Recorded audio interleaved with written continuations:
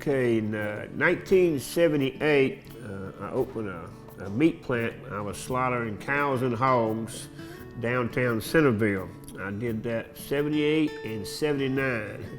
1980, I moved to the interstate to go in the jerky business and the sausage business. Best way to explain it is we do everything on site, all the bacon, all the jerky, all the summer sausage is done in-house. We do not buy it outside the house. We make it on site ourselves.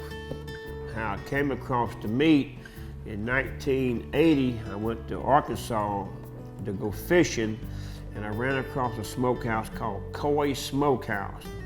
He had about 20 foot of just meat hanging. You could see it from the road.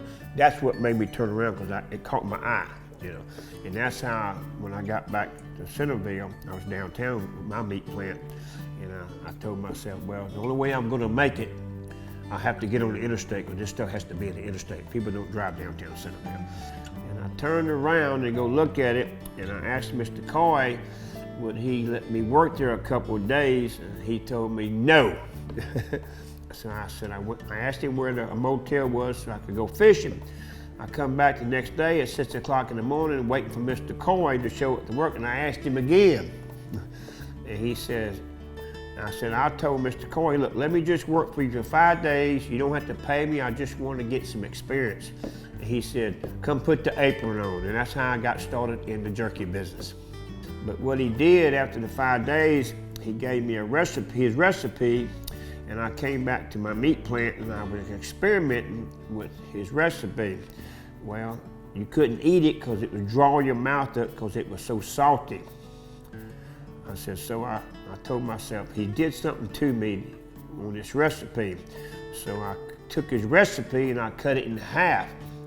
I said, and then I got it perfect, and I called Mr. Coy up. I says, you cheated on me.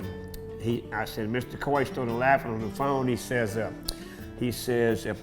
you found out your problem. I said, yes, you doubled your ingredients on me. So I cut it in half and I got your same recipe. Mr. Coy said, Woody, the only way you was gonna make it, I had to let you figure out what I did. He said, you gonna make it now. But that's a true story too. I wanted what he had, and he had what I needed.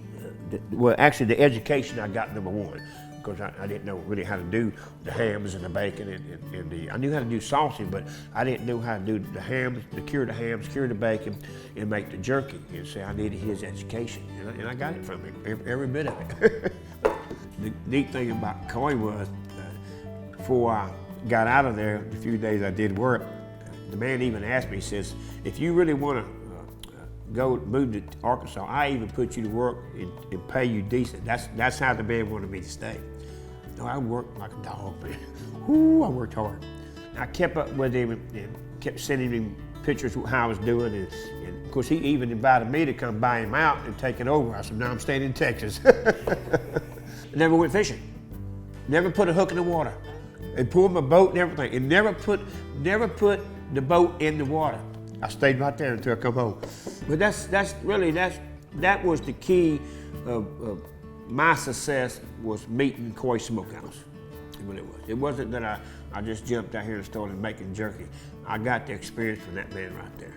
The beef jerky was number one that got it started.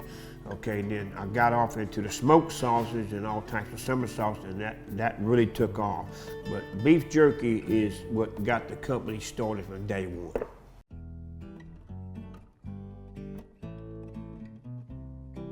Okay, how the name got started. My dad was a retired Navy man.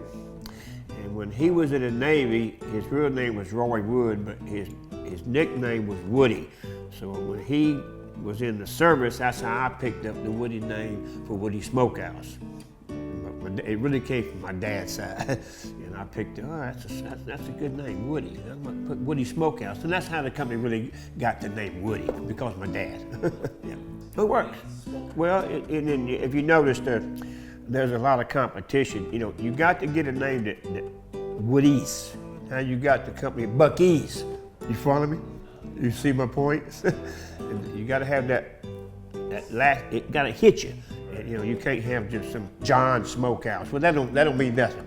that Woody's, or that it sticks out there. You see what I'm saying? Yeah. Of course, believe me, I've got a lot of customers that know me. I don't know them really that good, but if people call me by my real name, they don't know me. Nobody ever called me by my real name. You know, 40-something years in business, that's all you go by, and you kind of get used to it. Right. Yeah. My wife does call me by my real name. Yes, yeah.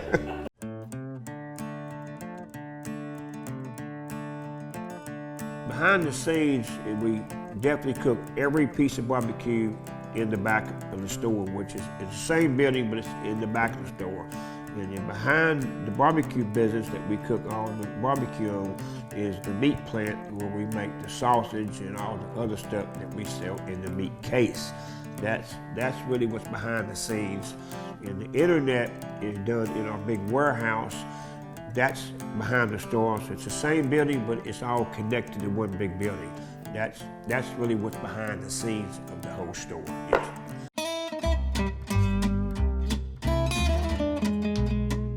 I like coming here because I like the people that come in. You know, we got 85 people that work for the company, but the customers, I really like mingling with them because you learn a lot from customers. Because see, when I first built this one, I only had 4 stalls for the lady and I had 4 stalls for the men.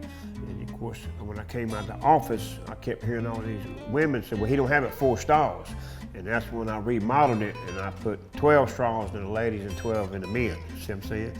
And then that's when it just kept growing from there. The company kept growing from there. And, well, with the fuel outside and then the jerky business, and then as I started growing the company, the customers came, why don't you sell barbecue, Woody? You know, it ties in with your company. And that's how the company got tied in with the barbecue. And then all these other sandwiches, and that's when I added in the sandwich department. So that when they came here, the kids want a sandwich, they get a sandwich. If Daddy wants a barbecue, he get barbecue. Or if the mama wants hamburgers, they get hamburgers. We got it all in one big building. And I never walk up to a customer when he's eating a plate of food. I wait till he gets finished, there's nothing there but bones, and I walk up, how was your meal? I said, 9 times out of 10, they're gonna tell me it was good. See my point? Yeah. I never walk up to somebody when they're eating. Right. Let them get finished, and then I go introduce myself, ask them how the food was. Yeah. A lot of them coming in now with the certain types can't eat the bread for because of what it's got in the bread. So now we also make a hamburger with no bread. That's gone over real big. It's like a lettuce burger. That's all it is, lettuce burger. Now, you laugh about it, but it's really gone over big. It really has. Yep. There's no bread. They take a fork, eat it. It's the only thing that's missing is the bread. They're happy. Got a happy customer. They never quit talking. They keep talking constantly. Every person that comes in this store, if you got them happy, when they leave, they're gonna tell 25 people, stop at Woody's, you'll enjoy it. Cause I want everybody that works for my company to greet you when you come in and greet you when you go out. I don't care if they don't say, have a nice day, just give them some reason that you're glad they come. You know, if you greet them when they come in and you greet them when they go out, that is so easy just to say that few words. Have a good day or thank you for coming. A lot of people don't even say nothing. This company's not that way. We are a friendly store. Yes. That pistol out there, there was a customer came through here, I believe it was 18 years ago, and had that gun on a trailer, a rusted trailer. The gun was all rusted, and he come in here and wanted to sell it to me. So I walked out there and looked at it, and I asked this guy, what do you want for it? The guy said, I want $8,000 for it. I just turned around and walked away from him.